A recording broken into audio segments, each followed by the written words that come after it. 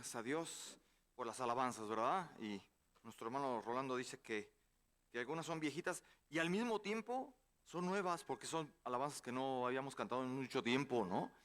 Y la verdad, si a mí me preguntan, yo prefiero las antiguas, porque muchas de esas fueron creadas por puritanos. Una de ellas, Castillo Fuerte, fue creada por el mismo Martín Lutero, y varias ahí hermosas, ¿no? De veras que ahora sí que oldies but goodies, es mejor regresar a lo anterior donde había más, como que más contenido, ¿no? Doctrinal. Ya muchas de las nuevas, qué barbaridad. Que cantan las de Jesús Adrián Romero y esas cosas. No, no, no, no. Hay muchas de ellas, si analizan bien la letra, son superficiales, son huecas, no tienen nada de contenido, o son muy comerciales o son muy ecuménicas, ¿no? Mejor no, evitar todas esas e ir a las que de veras tengan contenido en la letra, ¿no? Carnita, que tengan sustancia. Y bueno, hermanos, vamos a la palabra de Dios directamente y ya ven que estamos hablando, me toca enseñarles la epístola de Pablo a Tito, ¿no? Pues ya esta es la última, ahora sí, es la colita, estamos en la recta final y estamos con las palabras finales que Pablo le dijo a su discípulo Tito. Y el pasaje que nos toca es Tito 3, del 8 al 15. Ya por concluir esta tremenda, pequeña pero tremenda carta, ¿no? Y es bueno darle un final digno, ¿qué les parece? Explicando lo que el apóstol quiso decir en sus últimas palabras, ¿no? Pues como recordarán ustedes, tanto en esta carta como en las dos cartas que el apóstol escribió a Timoteo, son las llamadas epístolas pastorales. Muchos de ustedes saben que ese es el género de estas cartas, epístolas pastorales. Y pues no podemos pasar por alto sus mandatos en estas epístolas, ¿no? Así que vamos al pasaje que nos toca el día de hoy y el final de la carta de Pablo en el tercer y último capítulo. Leamos, ¿están ahí, hermanos? Leamos a partir del verso 8. ¿Qué le dice Pablo a Tito? Palabra fiel es esta, y en estas cosas quiero que insistas con firmeza para que los que creen en Dios procuren ocuparse en buenas obras. Estas cosas son buenas y útiles para los hombres. Pero evita las cuestiones necias y genealogías y contenciones y discusiones acerca de la ley, porque son vanas y sin provecho. Al hombre que cause divisiones después de una y otra amonestación, deséchalo, sabiendo que el tal se ha pervertido y peca y está condenado por su propio juicio. Cuando envíe a ti a Artemas o a Tíquico, apresúrate a venir a mí en Nicópolis, porque allí he determinado pasar el invierno. A Zenas, intérprete de la ley, y a Apolos, encamínales con solicitud, de modo que nada les falte. Y aprendan también los nuestros a ocuparse en buenas obras para los casos de necesidad, para que no sean sin fruto. Todos los que están conmigo te saludan. Saluda a los que nos aman en la fe. La gracia sea con todos vosotros. Amén. Gracias a Dios por su palabra. Hermanos, si alguien puede traerme un botecito de agua, se lo agradeceré.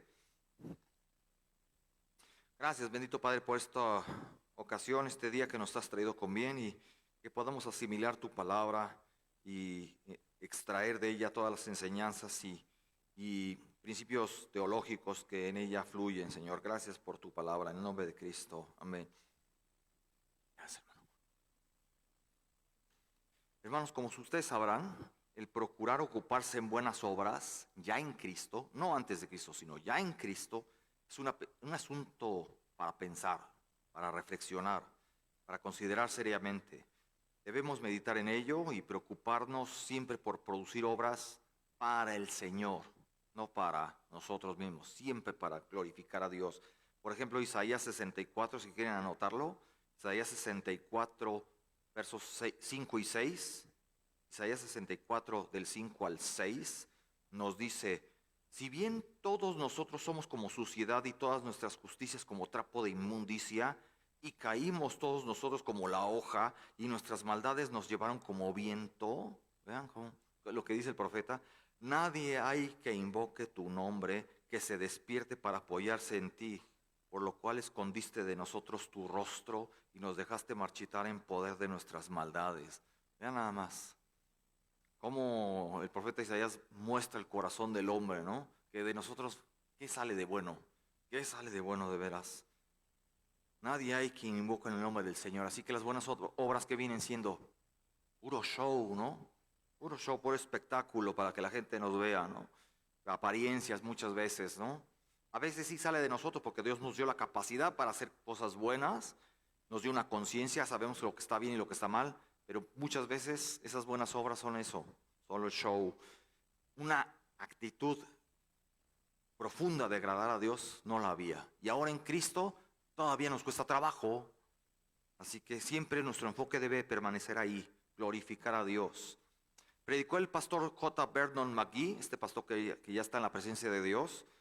Pastor J. Vernon McGee dijo esto, y cito: estimado hermano, después de que usted ha sido salvo, Dios va a hablar con usted en cuanto a sus obras. Ahora sí, hasta ese momento, antes de que usted fuera salvo, Dios ni siquiera estaba interesado en sus buenas obras. Porque lo que usted llama una buena obra, la justicia humana, es como trapos sucios a la vista de Dios. Él no quiere eso de parte suya. Y si usted viene a Él tal cual es, entonces Él le salvará porque Él ya ha hecho algo por usted. El Señor no le está pidiendo que haga algo, porque ¿qué podría usted hacer por Dios? Pero después de haber sido salvo, si usted es un hijo de Dios, entonces Él quiere hablarle sobre realizar buenas obras. Y también quiere que usted se implique en comunicar a otros el mensaje de la palabra de Dios. Fin de la cita. J. Vernon McGee. Y aquí en este caso, hermanos, en nuestro pasaje, las últimas recomendaciones de Pablo a Tito, ¿qué es lo que hace Pablo? Le insta a enseñar las verdades espirituales, a alentar a los creyentes a que procuren varias cosas. Uno, ocuparse en buenas obras. Dos, evitar las contiendas y las discusiones inútiles. Y tres, a evadir y sacar, si es posible, aquellos que causen divisiones. Y eso es lo que vamos a ver esta mañana, hermanos. Así, por tanto, veamos y desglosemos el pasaje de Tito. ¿Les parece? Ahí pónganle un separador de su pasaje, porque vamos a ver varios pasajes alternos. Versículo 8, ¿cómo empieza? Palabra fiel es esta. Muy común de Pablo, ¿verdad? Una expresión común también en la iglesia primitiva. Los apóstolos que escribieron estas epístolas lo decían muy seguido. Palabra fiel es esta. Por lo menos esta expresión ocurre 5 veces en las epístolas pastorales. 5 veces.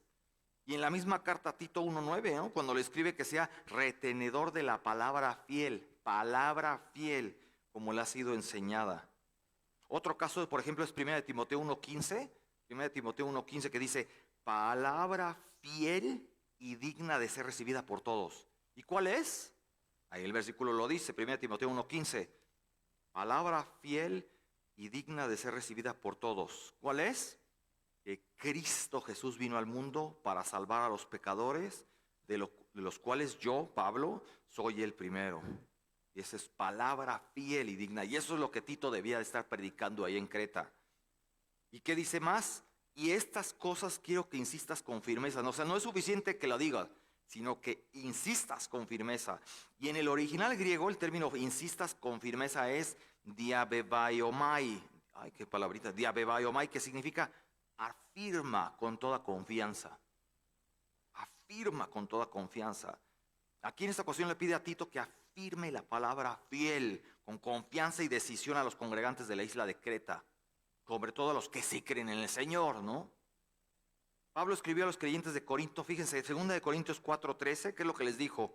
2 de Corintios 4:13. Segunda carta de Corintios 4:13.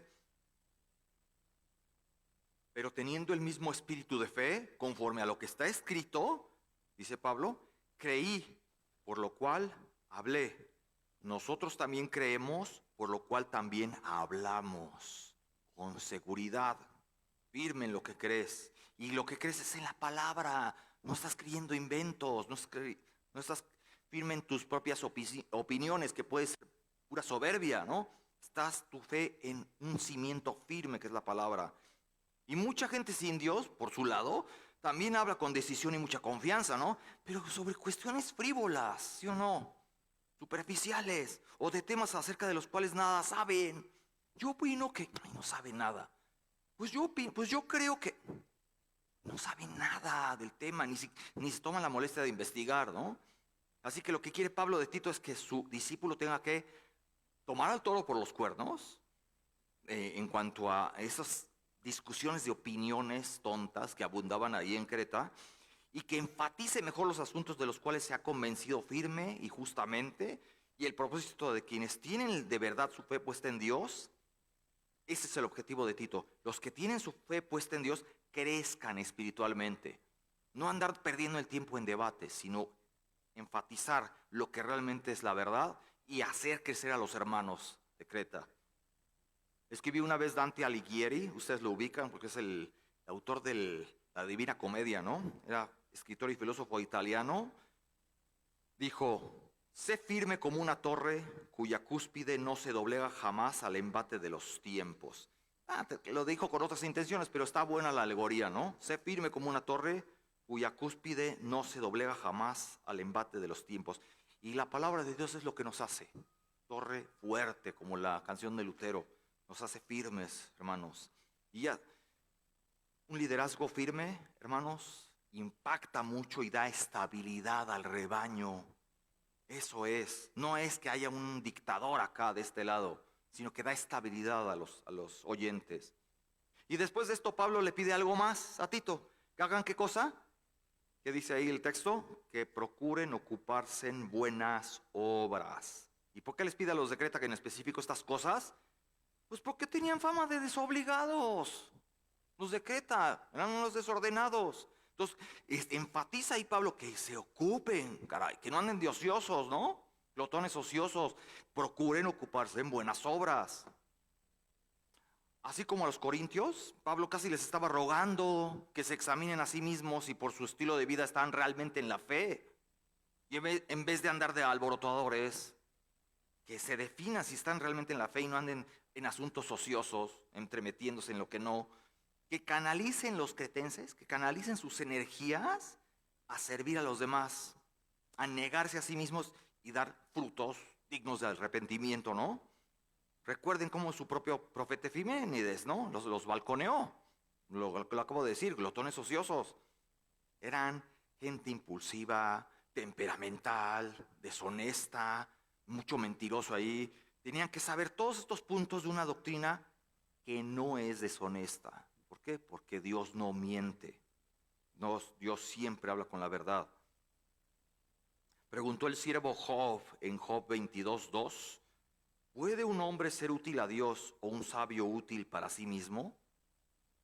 ¿Puede un hombre ser útil a Dios o un sabio útil para sí mismo? Bueno, la respuesta nos la da el mismo Pablo en el final del verso 8. ¿Qué dice? Estas cosas son buenas y útiles a los hombres. ¿Y el hombre o la mujer es creyente? La respuesta es sí. ¿Eres creyente? Sí. De hecho, en este verbo la palabra útil se traduce del griego ofélimos, que significa provechoso. Eso es útiles, provechoso, beneficioso, rentable, al que puede sacar jugo. Todo eso es ofélimos, hermanos. Efesios 4:1, ¿qué es lo que le dice Pablo a los Efesios? 4:1. Yo pues, preso en el Señor, os ruego que andéis como es digno de la vocación con que fuisteis llamados. A ser útiles, aprovecharse, a usar, a actuar en lo que de veras hay provecho, ¿no? Sobre todo si es de algo espiritual, algo que edifica a los demás. Pastor John MacArthur escribe: si queremos vivir de la manera en que Dios quiere que vivamos en una sociedad pagana, sin resentirnos contra las personas que estamos llamados a alcanzar, debemos recordar nuestra misión ordenada por designio divino dentro de esta sociedad. O sea, poner en práctica todo lo que ya vimos en los 2 capítulos de Tito. Los creyentes recuerdan su condición anterior como incrédulos, sabiendo que de no ser por la gracia de Dios, todavía estarían perdidos y condenados. Continúa el pastor MacArthur diciendo: entre esas buenas obras que debemos hacer, se encuentran nuestras oraciones sinceras por quienes están perdidos, la clase de obras que los perdidos quizás ni siquiera sepan que se han realizado en su favor, pero que contribuirán a su bendición y, según esperamos los creyentes, algunos, a su salvación. Cuando los cristianos exaltan la palabra de Dios y demuestran el poder del Señor para transformar vidas, estas cosas serán buenas y útiles para los hombres, no solo para los creyentes, sino para los paganos que les rodean y son atraídos a Cristo por las vidas ejemplares de aquellos a quienes Él y solo Él ha transformado en su gracia. Fin de la cita. Está precioso. Un comentarista anónimo escribió esto, hermanos, y cito: Dios mira más allá de nuestras palabras y actividades religiosas para ver si nuestras palabras respaldan nuestras vidas y juzga nuestras palabras por las acciones que las acompañan. Y a todos nos confronta, hermanos. ¿De veras que están de acuerdo nuestras palabras con nuestras acciones? Ahora recordemos mantener el rumbo, hermanos. Versículo 9. Regresemos ahí al texto. Versículo 9. ¿Qué dice Pablo? Pero evita las cuestiones necias y genealogías y contenciones y discusiones acerca de la ley. Y eso ya lo había hablado desde el primer capítulo. La palabra evita se traduce del griego peristemi. Literalmente significa rodear el problema cuando es infructuoso. Eso es. Así. Todo esto no lleva a ningún lado. Rodéalo, dale la vuelta. Para ver hacia el lado contrario. O pásate de largo. Evítalo. Estas son algunas de las cosas que Pablo pidió a Tito, ¿no? Revelándole con mucha sabiduría sobre lo que algunos andaban haciendo en Creta, tan solo en el primer capítulo. Regresemos a Tito 1, 10 al 11, ¿qué dice? Tito 1, del 10 al 11. Eso es a lo que le debía dar la vuelta a Tito. Porque hay aún muchos contumaces, habladores de vanidades y engañadores, mayormente los de la circuncisión, a los cuales es preciso tapar la boca, que trastornan, es que no es cualquier cosa, hermanos, vean lo que hacían, que trastornan casas enteras enseñando por ganancia deshonesta lo que no conviene. Y luego vayamos al versículo 14, ¿qué dice ahí? No atendiendo, otro tip que le da Pablo a Tito, no atendiendo a fábulas judaicas. Algunos detalles del árbol genealógico judío eran inventados. No atendiendo a fábulas judaicas ni a mandamientos de hombres que se apartan de la verdad. Cuando le agregaban reglas a la ley para ser salvo, eso hablaba. Los fariseos, ¿no? Agregando leyes y leyes y leyes para algo que no te llevaba en ningún lado, ni llenaba tu alma, ni te daba esperanza de salvación. Y aquí Pablo le advierte de nuevo de no involucrarse en las discusiones insensatas con todos esos incontables maestros que pululaban ahí en Creta. En especial los judaizantes, ¿no? Insistían en que un cristiano tenía que ser obediente a la ley mosaica para ser salvo. Si no se puede, es imposible. Sin el Espíritu no se puede. Pero detrás de bambalinas, ellos mismos llevaban una vida impía. Ni ellos entraban al cielo, ni ellos dejaban entrar a nadie. Escribió William Barclay, el comentarista William Barclay, y cito: los rabinos judíos empleaban su tiempo en construir genealogías imaginarias para los personajes del Antiguo Testamento. Genealogías imaginarias. Es mucho más fácil discutir cuestiones bíblicas genealógicas que ser servicial en casa o eficiente, diligente y honesto en el trabajo. Tito debe pensar entonces qué hacer al respecto, ¿no? Cuando vea que se acercan los judaizantes, debe darse la vuelta y enfocarse en lo que de verdad importa. Hermanos, ¿nunca les ha tocado discutir con un ateo o un testigo de Jehová para finalmente darse cuenta que toda esa discusión no llegó a ningún lado? Yo mismo me he dado unos entrones y qué triste que tanto tiempo he invertido para que el cuate siga con su misma actitud y nunca bajó la cabeza, siguió con su camino. Y lo mismo pasa cuando debates con judíos, a veces con mormones, con algunos adventistas, con la mayoría de católicos aferrados a la tradición, ¿no? O lamentablemente también con algunos cristianos, principalmente los que profesan una teología liberal, o incluso algunos arminianos, se me ha tocado debatir con ellos. Ya tienen una serie de paradigmas en su cabeza, en su mente, que no van a cambiar. Por eso los debates a veces son vanos. No llegas a nada. Y de este tipo de personas ya habían en Medio Oriente, ¿no? Muchos ya eran maestros, de hecho. Y de ellos ya nos había advertido Pablo, ¿no? Como escribió a Timoteo, que tendrán apariencia de piedad, pero negarán la eficacia de ella. No se trata de creyentes desobedientes, en su mayoría no han sido creyentes en lo absoluto. Solamente traen un código ahí, una lista de cosas en su cabeza y punto. Y eso lo vemos aquí en esta epístola, hermanos. Es como Pablo describe a los cretenses, quienes se tragaban lo que les imponían los judaizantes. Y luego súmenle su mentalidad pagana, toda esa mezcla, lo que hacía. Esas gentes debían de ser expulsados de las iglesias, sobre todo los que querían enseñar a otros. Dijo Nicolas Beaulieu, un poeta y crítico literario francés, dijo: un necio encuentra siempre otro necio aún mayor que le admira. Un necio encuentra siempre otro necio aún mayor que le admira. Y así son los ateos, ya lo he dicho, se creen libres pensadores, pero al mismo tiempo están repitiendo lo que otros ateos antes dijeron. O sea, están agarrando su doctrina y permanecen esclavos a eso, a ese pensamiento. ¿Qué libre pensador ni qué nada? Todas esas cuestiones necias, dice Pablo, simplemente son vanas y sin provecho.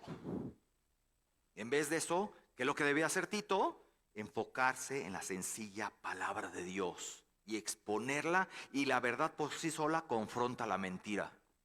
Ya, tú expon la verdad, y si el cuate quiere creer, gloria a Dios. Si no quiere creer, date la vuelta. Ya no debatir, porque ya en sus respuestas ya te está revelando lo que hay en su corazón. Y eso tú no lo puedes cambiar. Solo el Señor. Tu oración puede contribuir mucho, pero solo Dios determina cuándo se ha de doblegar su corazón o si sigue así de necio.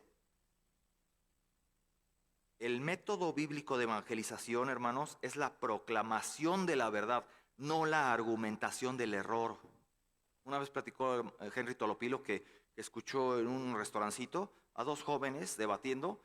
Él trataba de evangelizar a ella, dos jóvenes, hombre y mujer, pero nomás ella le estaba rebatiendo sus argumentos y él estaba contestando con otros contraargumentos, y así se la pasaban, aventando la pelotita, pero no lo estaba evangelizando, no estaban llegando a ningún lado.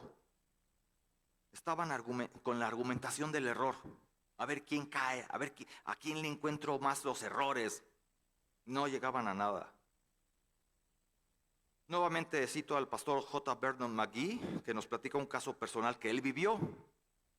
Y cito: hay personas que quieren que hablemos en cuanto a temas sensacionalistas, como por ejemplo de los demonios o sobre temas como el exorcismo. Puro morboso, ¿no? Queriendo oír eso. Pero no debemos implicarnos en este tipo de cuestiones. Preferimos mucho más hablarles sobre el Espíritu Santo que puede morar en usted. Si Él habita en usted, estimado hermano, ningún demonio podría jamás poseerle. Eso lo vivió el pastor McGee. Recordemos lo que dice Juan 4:4. Mayor es el que está en vosotros que el que está en el mundo. Esto es lo que necesitamos realmente saber. Fin de la cita. En fin, hermanos, nosotros tenemos que ser apologistas. ¿Qué es la apología? ¿Qué es la apologética, hermanos? ¿Alguien sabe? Defensa de la fe, es la defensa de la fe. Pero no debemos hacerlo por medio de discusiones o debates. Esa actitud de veras nunca ha sido positiva. Y a veces nos hierve la sangre, ¿eh? A veces hasta nuestra mente pasan insultos. Vemos tanta necedad en el otro que pasa por nuestra mente insultarlo, ¿no? No nos lleva a ningún lado, hermanos. Esa actitud no es positiva y nunca ha guiado a nadie al Señor. Quizás podemos derrotar a una persona intelectualmente, ¿no? Por medio de nuestros argumentos, pero ello no toca su corazón ni la gana para Cristo. Dice Confucio, cito a Confucio diciendo: es posible conseguir algo luego de 3 horas de pelea, pero es seguro que se podrá conseguir con apenas 3. Es seguro que se podrá conseguir más con apenas 3 palabras impregnadas de afecto. Un poquito más suave, ¿no? Un poquito más sabio que andar debatiendo y haciendo agresivos, ¿no? El ministro que hace justicia es lo que menos importa. No tendrá tiempo para lo que sí importa. Así que, ¿cuál debe ser la actitud de Tito hacia los miembros de la iglesia que estaban embaucados con estos especialistas en sabiduría genealógica, a los que se convirtieron en disputadores de cuestiones legales? Pablo responde ahí: En el versículo 10, ¿qué dice? ¿Qué es lo que había de hacer con ellos, con estos disputadores? Versículo 10, al hombre que cause divisiones después de una y otra amonestación, sé tolerante, recíbelo con amor, deséchalo. Vas para afuera, patitas, ¿para qué las quiero? ¿Para qué las quiero, no? Sacarlo, ¿por qué? Porque está sembrando veneno, es tóxico. Suena algo radical, intolerante para nosotros, ¿no? Sobre todo en esta época de la supuesta tolerancia y el bienquedismo. Pero esa era la forma en que se podía evitar que los falsos infiltraran aún más su veneno en el rebaño, ¿no? Así había que hacerle. Porque esas gentes no van a cambiar su corazón. Van a seguir queriendo sembrar veneno en los demás. Sácalo, deséchalo. ¿Qué es lo que dijo Juan, el apóstol? Segunda de Juan 1, del 10 al 11. Anótenlo, hermanos. Segunda de Juan 1, del 10 al 11. Si alguno viene a vosotros y no trae esta enseñanza, o sea, la sana doctrina, la sana enseñanza de la palabra, ¿qué dice Juan? No lo recibáis en casa ni lo saludéis. Parece esto bien intolerante, ¿no? Hoy en día. ¿Cómo? Entonces, ¿cómo me lo voy a ganar a Cristo? Ya su corazón es hostil. ¿Qué esperas? Gánatelo para qué, ¿no? No lo recibáis en casa ni lo saludéis, pues el que lo saluda participa en sus malas obras. ¿Cierto? Tú sabes que está enseñando el error y todavía le das, pásele un chilaquilito. No, estás participando del veneno que él está propagando. Así que Tito debía tomar medidas. ¿Qué paquetito para Tito? Paquetito. Debía tomar este joven medidas en contra de los que insistían en seguir su propio camino.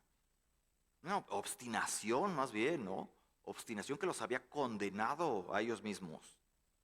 Cualquiera en la iglesia que sea insumiso, voluntarioso o faccioso, debe ser expulsado. Expulsado.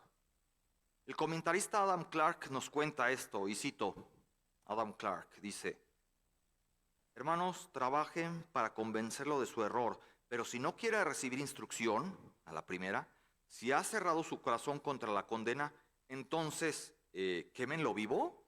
No, incluso si es un hereje comprobado en cualquier sentido y un perturbador de la paz de la iglesia, Dios no le da al hombre ninguna autoridad sobre él, sino solo el desecharlo.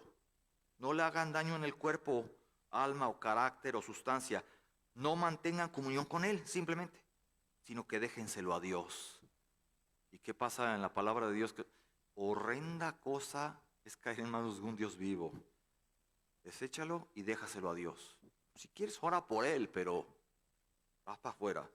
No es bienvenido el que está sembrando veneno en la iglesia. Romanos 16, 17 al 19. Aquí en este pasaje, Romanos 16, 17. Como Pablo también da importantes instrucciones, ¿no?, a los congregantes de la iglesia de Roma. Y justo casi acabando su carta, mientras da la lista a la gente a quienes manda sus saludos. Vean, Romanos 16, 17, ¿qué dice Pablo? Mas os ruego, hermanos, que os fijéis en los que, ¿qué? Causan divisiones y tropiezos en contra de la doctrina. No tropiezos, ay, pobrecita gente, ¿no? Los que hagan tropezar a la gente.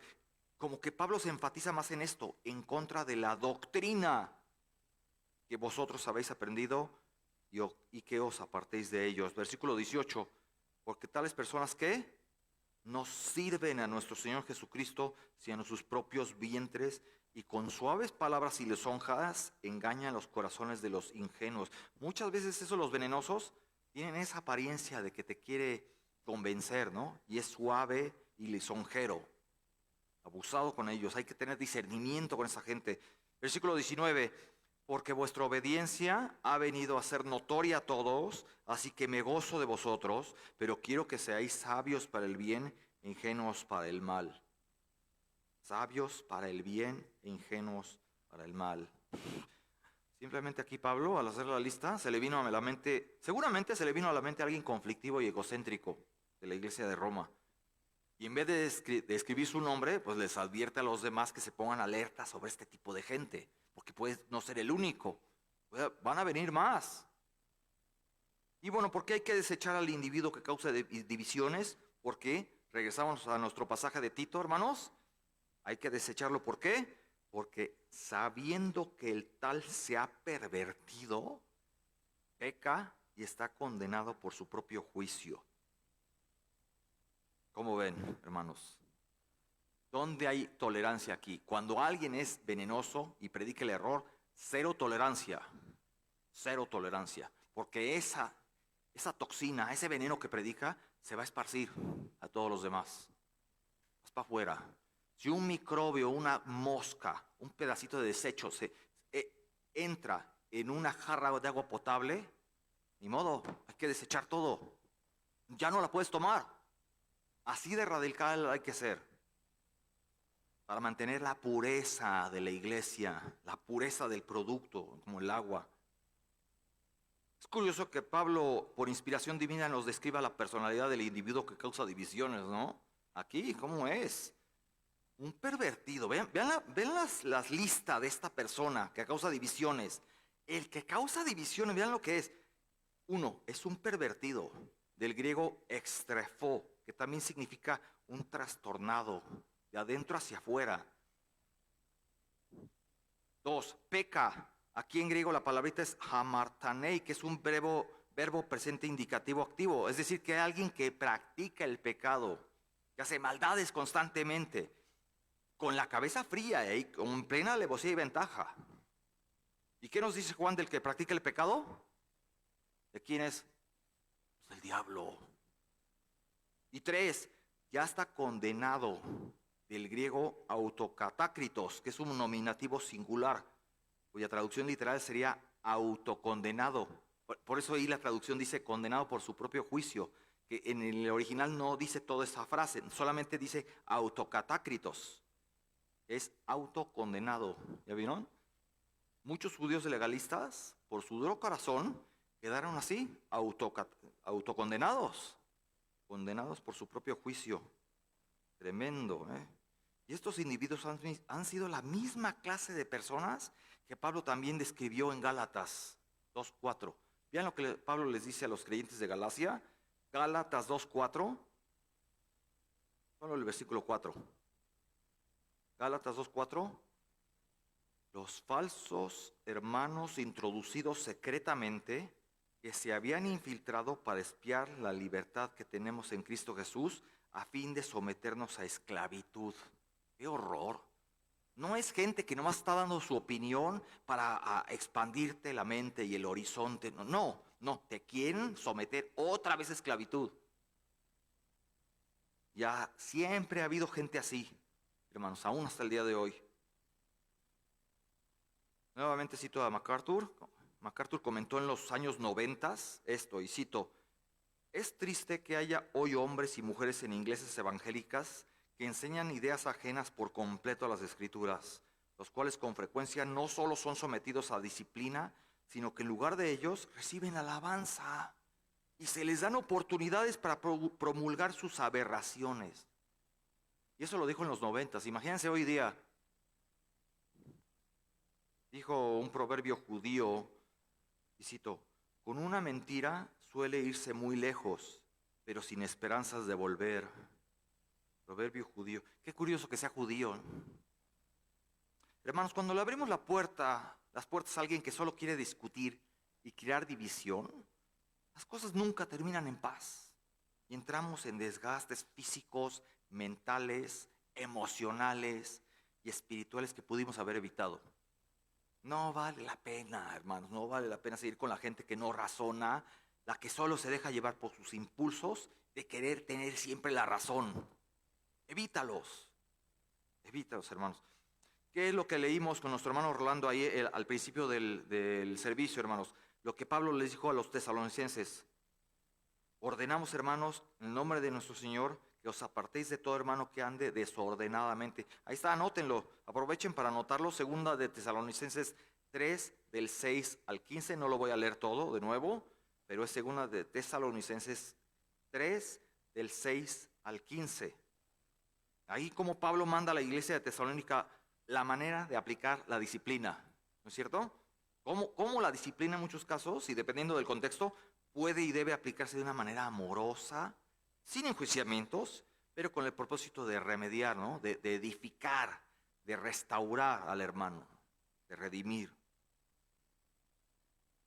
Dijo Charles Spurgeon, el famoso Spurgeon, sobre este tipo de gente que crea división, y cito, solo exclúyalo de la iglesia.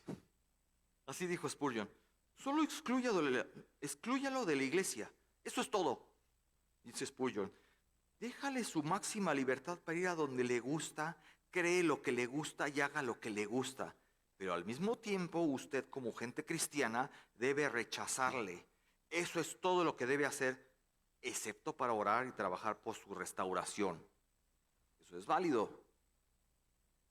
En fin, el plan de Dios para los apóstoles, evangelistas y pastores debe estar diseñado como dice Efesios 4:11.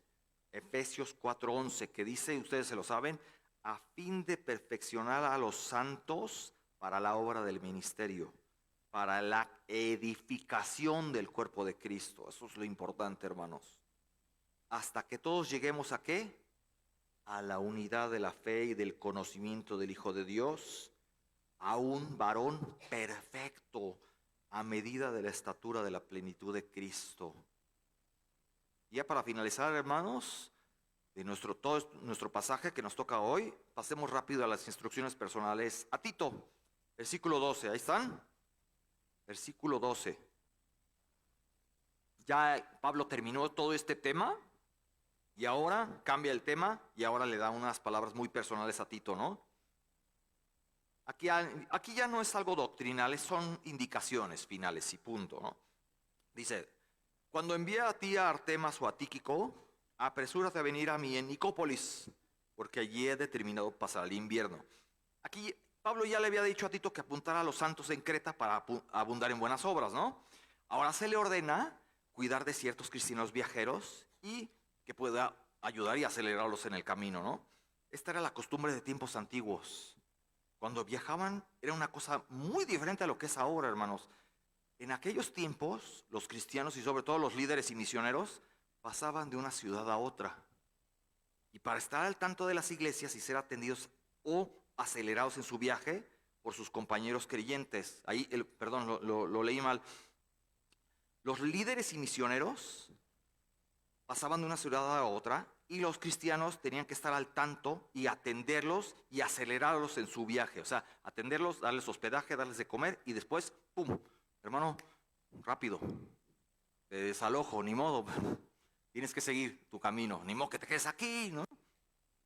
Vámonos, hermano. Te atendí, muy bonito, ya llegaste bien, pachoncito, bien comidito. Llégale. Y hacía, pero era la costumbre y no era grosería. Hermano, pues no te voy a quedar, si tu obra es misionera, pues no te voy a dejar aquí, ¿no? En el sillón.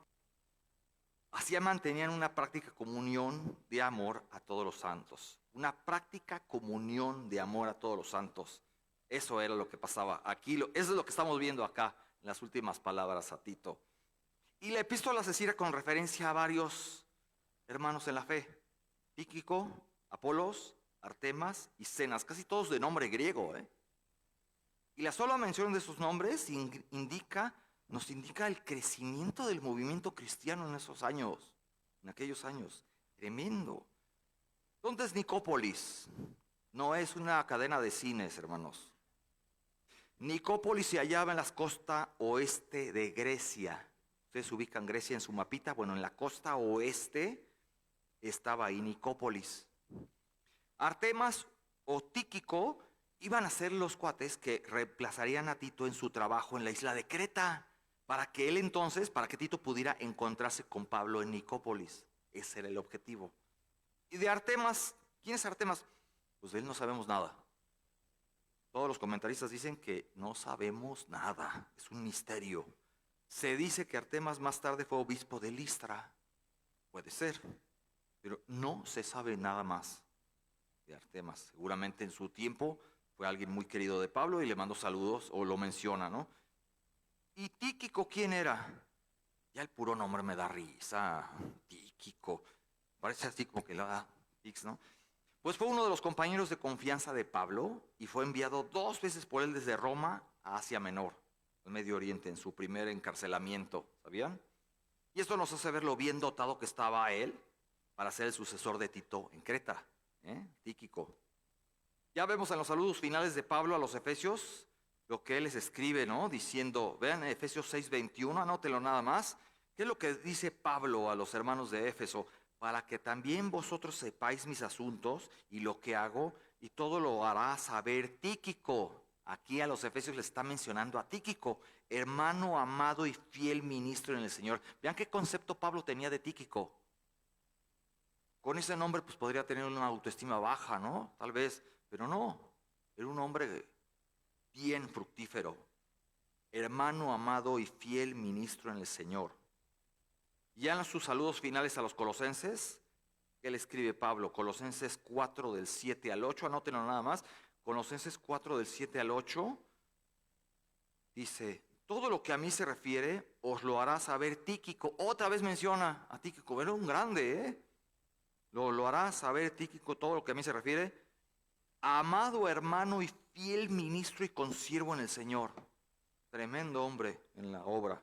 Al cual he enviado a vosotros para esto mismo, para que conozca lo que a vosotros se refiere y conforte vuestros corazones. Doctor Corazón era Tíquico también. Conforte vuestros corazones. Era un hombre con sabiduría. Está mostrando Pablo que este hombre tenía sabiduría para dar consejería, consuelo a los hermanos que estaban pasando por momentos difíciles. Un tremendo hombre de quien quisiéramos saber más, ¿no? Nos deja como un poquito picados de qué tanto hacía Tíquico. Pero bueno, no se queda sin su crédito respectivo en las cartas de Pablo, ¿no? Por su parte, Tito, el mismo Tito, tendría que salir lo antes posible porque el viaje por mar era bien peligroso, ¿no? En los meses de invierno. Y versículo 13, ahora vamos. A Zenas, intérprete de la ley, y a Apolos, encamínales con solicitud, de modo que nada les falte. Apolos, muchos de ustedes lo conocen, hermanos, era un predicador famoso. Era un nativo de Alejandría en el norte de África y llegó a ser cristiano en Éfeso, donde ahí mismo predicó. Vamos a Hechos 18, vamos a ver un poquito de la vida de Apolos. Un tremendo hombre. Podría decir que era el Spurgeon de su época, ¿no? O Spurgeon fue el Apolos de los ingleses, ¿no? Hechos 18, 24 al 28. 18, 24, empezamos ahí, 24. ¿Qué dice? Hechos 18, 24. Llegó entonces a Éfeso un judío de sangre, llamado Apolos, natural de Alejandría, o sea, vivía allá. ¿Qué dice de él? Varón elocuente, poderoso en las Escrituras. Claro, aquí se está refiriendo al Antiguo Testamento. Él conocía perfectamente el Antiguo Testamento. ¿Qué dice 25? Este había sido instruido en el camino del Señor y siendo de espíritu fervoroso, hablaba y enseñaba diligentemente lo concerniente al Señor, aunque solamente conocía el bautismo de Juan. Y comenzó a hablar con denuedo en la sinagoga, pero cuando le oyeron Priscila y Aquila, le tomaron aparte y le expusieron más exactamente el camino de Dios. ¿Qué significa esto? Que le explicaron de Cristo, que le hablaron de Cristo. Y en la mente de Apolos, todas las cosas, todas las fichas cayeron en su lugar, como Cristo cumplió todas las profecías del Antiguo Testamento. Versículo 27, y queriendo él pasar a Acaya, los hermanos le animaron y escribieron a los discípulos que le recibiesen, a Apolos, y llegando él allá, fue de gran provecho a los que por la gracia habían creído, porque con gran vehemencia refutaba públicamente a los judíos, demostrando por las Escrituras que Jesús era el Cristo, ¿vean? Ya el Señor ya había tocado su corazón. Ya era creyente en el Dios verdadero gracias al Antiguo Testamento. Solamente le faltaba una piececita, que le prediquen cómo Cristo cumplió todas esas profecías. Solo le faltaba esa pieza para que esté completa su fe. Y el Espíritu Santo obró en Apolos y fue un creyente completo. Y aparte con su talento, con su don de elocuencia, refutaba públicamente a los judíos, ganando debatas, pero obviamente para que los demás glorifiquen a Dios, no para andar en cuestiones necias. Era evangelista, se volvió en un predicador poderoso y evangelista Apolos. Y gloria a Dios por ello, ¿no, hermanos? Por hombres como el que levante el Señor más hombres como Apolos, ¿no es cierto? Por su parte, ¿quién era Zenas? Probablemente fue un abogado. A lo mejor era un abogado. No está claro si era un jurista secular, o sea, un doctor en derecho civil o en la ley de Moisés. Lo más seguro es que así como Pablo, era otro judío converso por la gracia de Dios y que también laboraba como rabí. Lo más seguro era de Zenas. Según Juan Calvino, Zenas era un hombre pobre y que necesitaba la ayuda de otros. Es probable que perteneciera al mismo rango que Apolos, es decir, un exponente de la ley de Dios entre los judíos. Ocurre con mucha frecuencia que estas personas, pues, por algunas circunstancias de la vida, carecen de las necesidades de la vida. No son gente muy adinerada, pues, de los que llevan a cabo estas causas de los tribunales civiles. Seguramente Zenas no era muy adinerado. Así que su estado humilde puede deducirse en las palabras de Pablo. Lo que dice ahí, hermanos, vean, encamínales con solicitud, de modo que nada les falte. Y la expresión encamínales en el griego es propempo. Significa aquí proporciónale los medios para llevar a cabo su viaje. O sea, necesita ayuda de los hermanos. Medios económicos, comida, qué sé yo, para poder llevar a cabo su viaje. Algunos dicen que Zenas y Apolos pudieron haber sido los portadores de esta epístola a la isla de Creta. Pudieron haber sido ellos los que llevaron toda la epístola a Creta. O bien al resto de Asia Menor. No lo sabemos, hermanos. Pero gloria a Dios por ellos, ¿no? Porque así es como se propagó esta epístola de Pablo allá y se expandió. Versículo 14, hermanos.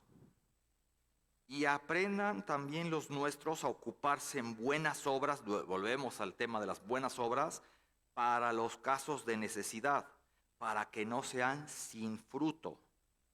Como hemos visto una y otra vez aquí en este mensaje, Pablo nos habla de lo que es ocuparse en lo que de verdad importa, gastando nuestras energías en hacer el bien, no en debatir sobre cuestiones necias. Mejor, como dice Pablo a los romanos, gozándonos en la esperanza, perseverando en el sufrimiento, dedicados a la oración, contribuyendo para las necesidades de los santos y practicando la hospitalidad, como en aquellos tiempos, ¿no? Como les dice Pablo a los romanos, en Romanos 12 del 12 al 13, solo anótenlo. Romanos 12 del 12 al 13, lo acabo de leer. Y finalmente vemos el versículo 15, que ya es el final, hermanos. Válgame, la redundancia es el final. Las cartas de Pablo a Tito y a Timoteo marcan el final de los escritos de Pablo y el final de su vida y su ministerio. A mí me hace un nudo en la garganta cuando leo segunda de Timoteo, sobre todo el capítulo final. Ya es el final de sus escritos personales. Versículo 15, hermanos, ¿qué dice? Aquí vemos las salutaciones y la bendición final. Todos los que están conmigo te saludan. Saluda a los que nos aman en la fe. La gracia sea con todos vosotros. Amén. Yo creo que sobra explicar este último versículo, hermanos, ¿no? Clarísimo está. El apóstol termina con expresiones de consideración amable y una oración ferviente. El amor y el favor de Dios, con todos sus frutos y efectos para los casos de necesidad, Pablo ora para que abunden en ellos en sus almas, ¿no? Cada vez más. Ya como conclusión, hermanos, esta es una conclusión ya en general de todo lo que vimos en esta epístola. Y tanto Tito como las dos cartas de Timoteo, de veras que son verdaderos tesoros para nosotros hoy, porque nos dan tanta información vital para el liderazgo de la iglesia, nos proveen un modelo sólido para los ancianos, para los pastores y otros líderes cristianos a medida que ellos preparan líderes jóvenes para continuar así su labor, siguiendo el ejemplo que Pablo dejó al preparar a Timoteo y a Tito para que cumplan con su ministerio, ¿no es así? Estudiemos, hermanos, estudiemos cuidadosamente estos principios encontrados en estas cartas para tener una guía práctica de liderazgo en la iglesia y de también cómo solucionar problemas. Cómo solucionar problemas. Y aquí me voy a extender un poquito dándoles unos puntos, pero los encontré tan interesantes que quiero compartírselos, hermanos.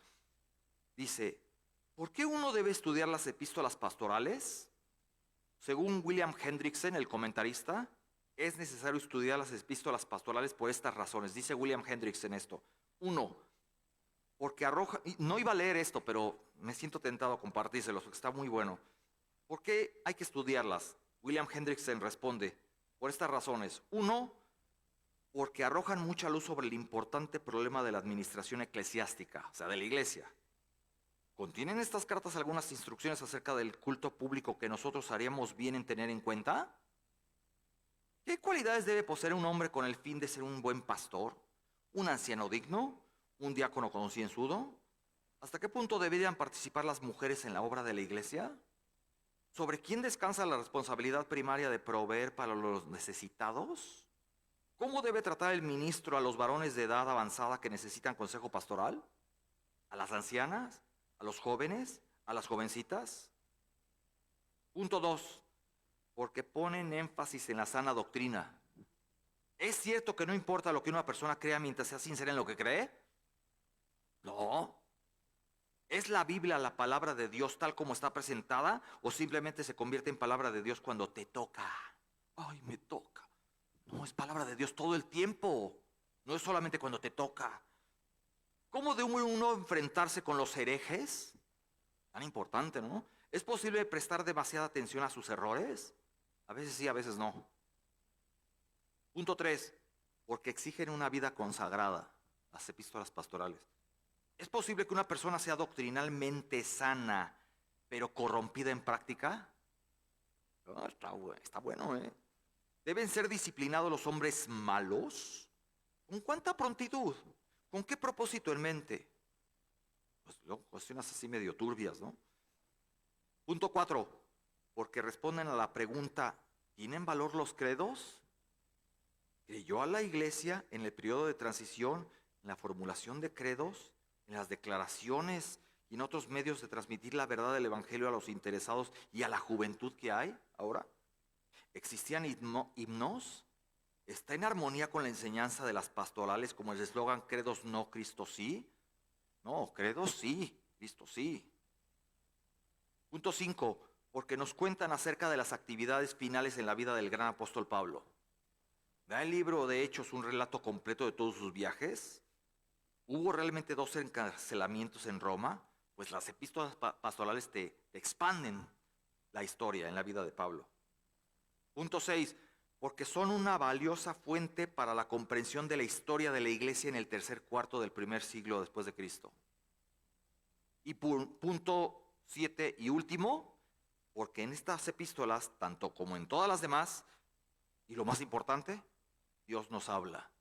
En estas epístolas Dios nos habla. Y ante eso no podemos debatir ni cuestionar nada, hermanos. Así que por lo tanto, no podemos pasar por alto sus mandatos en estas epístolas.